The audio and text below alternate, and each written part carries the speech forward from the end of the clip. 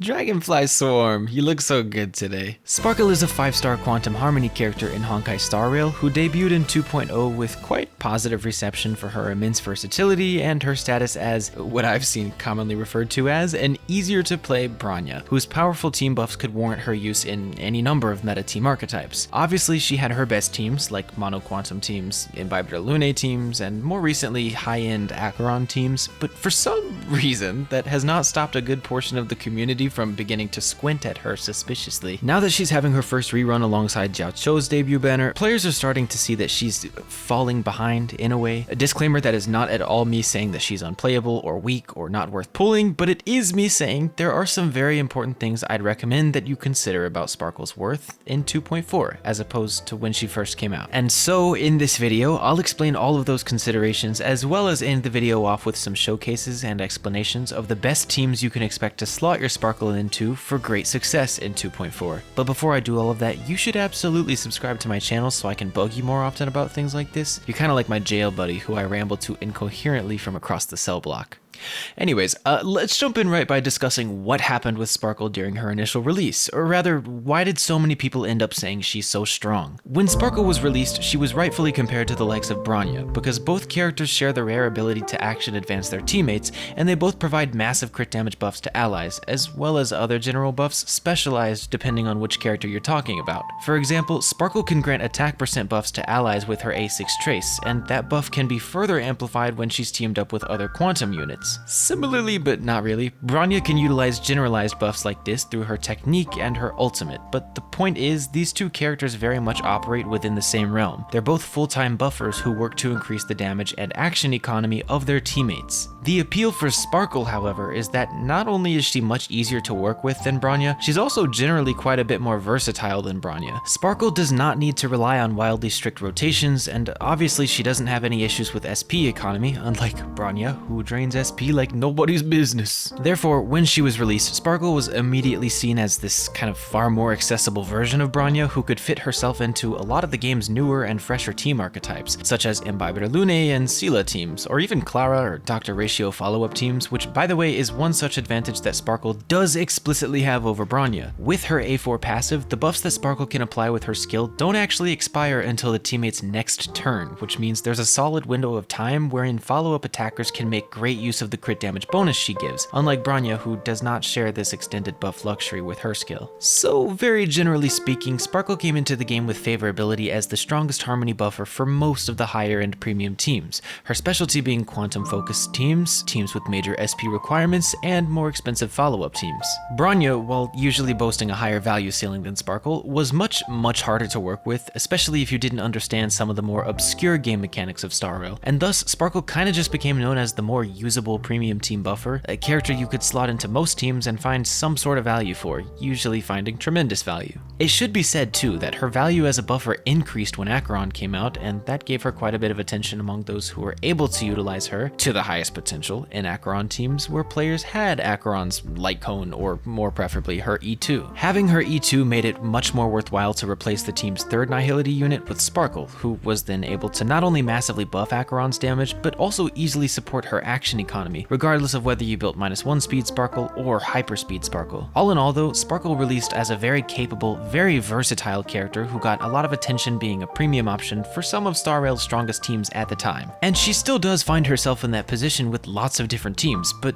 over time people have done lots of calculations and comparisons, and much of the meta has changed focus these last few months. Things have happened that have slightly dulled Sparkle's Sparkle. In 2.2, hoyoverse started taking drastic steps to introduce what we all know very well now, the break meta, or rather the super break meta, but for conciseness, the break meta. We got our very first limited 5-star break DPS with Boothill, who ironically enough has massive damage potential with Bronya as his teammate rather than Sparkle. But more importantly, we were introduced to Harmony Trailblazer, who has opened the door for an entirely new and top tier team archetype for much of the content in the game that characters like Sparkle originally dominated. MoC, the brand new Demo Apoc Shadow, as well as other newly introduced content like Divergent Universe, etc, etc. The break meta took over quite dramatically in 2.2 since we now had not only Boothill, Ruanmei, and Gallagher, but also Harmony Trailblazer to create some of the most potent team variants we've seen in a while for such game modes. And this break meta only became dramatically more wild when Firefly came out, a character who is now widely regarded as one of the strongest DPS units in the entire game,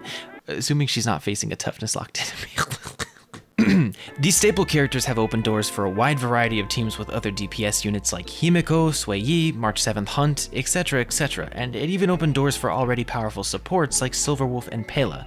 But of all of these teams that have risen up in the spotlight as of 2.2 and beyond, very few of them have featured any room for a character like Sparkle. None of these teams absolutely need the buffs she can provide, and somewhat coincidentally, because of characters like Gallagher, not very many of these break teams have huge SP requirements like other team archetypes currently have. So that's already essentially 2/3 of Sparkle's kit not finding full value, and that is not to say she can't work in these teams, but her spot is almost always more effectively filled by other buffers and supports that specialize more in the widening blanket of break-centered teams. It's essentially entirely because of this shifting in the spotlight, as well as the release of Robin, that Star Rail players have begun to ask questions like, is Sparkle even worth pulling for anymore? And is Sparkle better than Bronya? Or rather, exactly how relevant is Sparkle in 2.4 Honkai Star Rail? From the time she was released in 2.0 all the way until now, in the second half of 2.4, there haven't been a huge amount of changes to Sparkle's value as a character, for better or for worse, which is kind of to be expected because generally such drastic changes don't happen over the course of 4 patches, but rather over many years, or sometimes over a singular patch where massive things change the entire functionality of a huge portion of the game. Take, for example, 3.0 Genshin Impact, where Dendro was introduced and suddenly half the entire character roster got the biggest buffs of their lives. Sparkle's best builds have not changed. There haven't been huge changes to any of her preferred niches as a support, and she most certainly has not lost value over time or become less relevant as a character. In order for that to happen, she'd either have to have been explicitly power crept within her own niche or entirely shut down by a new meta where she can't find use. And as potent as the super break meta is, it is not suffocating Sparkle's value in game modes like Apoc Shadow and MoC, because her other good teams are still fully functional in these game modes. The only thing you should concern yourself with in 2.4 when considering pulling for her, or rather, the only thing that may actually affect how much you enjoy her character, is what teams she performs best in right now and whether you have or plan to build those teams. So naturally, to round this all out, I would like to present you with several of Sparkle's strongest teams in 2.4 to help you get an idea of what to expect from her value as a character and what teams you should expect her to be at her very best in for many patches to come. I would strongly recommend at least watching this through and considering each of these teams before pulling for Sparkle, no matter how strong you or I may think she is. The first team archetype I'd like to highlight is the Quantum team, wherein you run Sparkle with 1, 2, or 3 other Quantum characters to maximize her A6 passive buff. Ironically, the best 2 Quantum characters for the DPS slot in this team are also both quite SP hungry, which is another huge token of value for Sparkle to remedy. You can use either Sila or Tsingtue as the team's main DPS, and as for the other 2 team slots, generally the best case scenario is to use Silverwolf and Fushuan as the debuffer and a survivability unit respectively, mostly because they're both Quantum units who stack Sparkle's passive, but also because they're just great to round out the team's utility. But even if you don't have either of these 2 options, the team can still be more than capable with other similar units replacing them.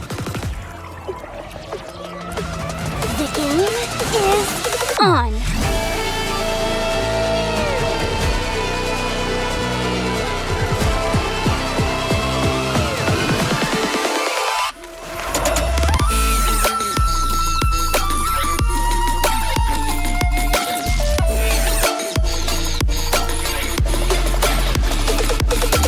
And so, the next team archetype I'd like to offer you is the Sparkle follow-up archetype. It's not necessarily that she's specifically designed to support follow-up characters, but the fact that her buffs can reliably affect follow-up attack damage, unlike Bronya, who cannot typically do so as reliably, makes Sparkle the far superior option for this team when you consider slotting in characters like Clara and Yun Li as the team's DPS. Luckily too, the last 2 team slots on this archetype are generally more forgiving and flexible than the Quantum archetype, and there are many options for other support units to double down on buffing and or protecting your chosen DPS. Don't move, okay?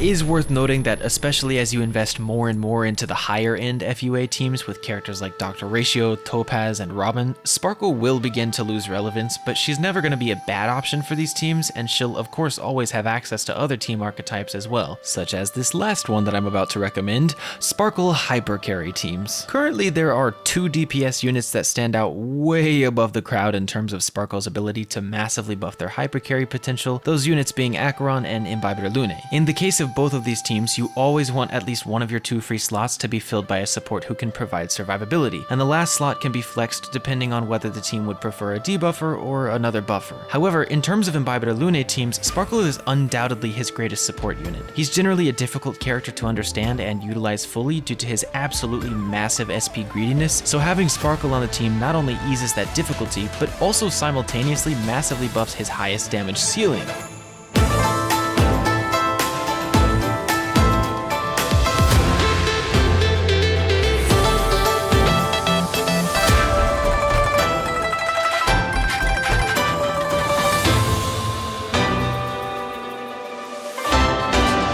And finally, with Acheron hypercarry teams, unfortunately Sparkle can't necessarily reach her full potential in this team until your Acheron reaches E2, because in most situations having 2 Nihility units for Acheron's A4 passive quite considerably outperforms Sparkle's potential. However, if your Acheron has reached her E2, she no longer needs the second Nihility teammate for her damage boost, and suddenly Sparkle's value as a teammate shoots up dramatically. With Sparkle on the team, you can provide quite a lot of extra buffing to your Acheron, and you can even do crazy things like running Hyperspeed Sparkle, wherein your Acheron can completely ignore speed stats for the sake of offensive relic stats, which can considerably increase her total damage potential.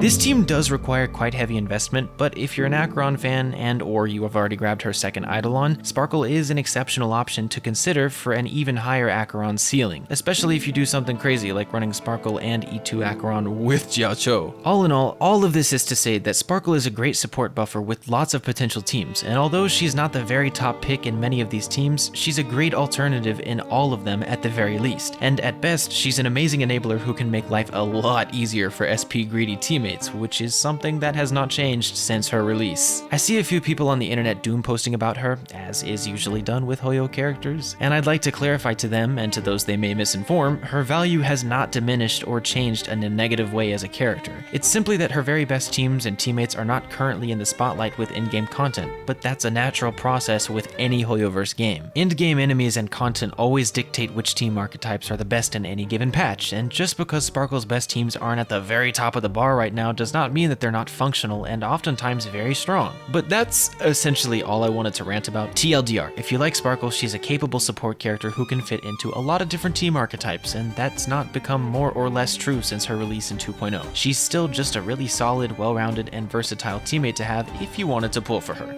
If this video helped you in any way, please like the video, and then subscribe to my YouTube channel, and then join my Discord server so I can bug you more often about Honkai and Genshin content. And yes, that is me confirming that the Genshin content is coming. I may have been gone for 2 years, but I'm Dragonfly. Genshin is my thing. I'll see you in the next video.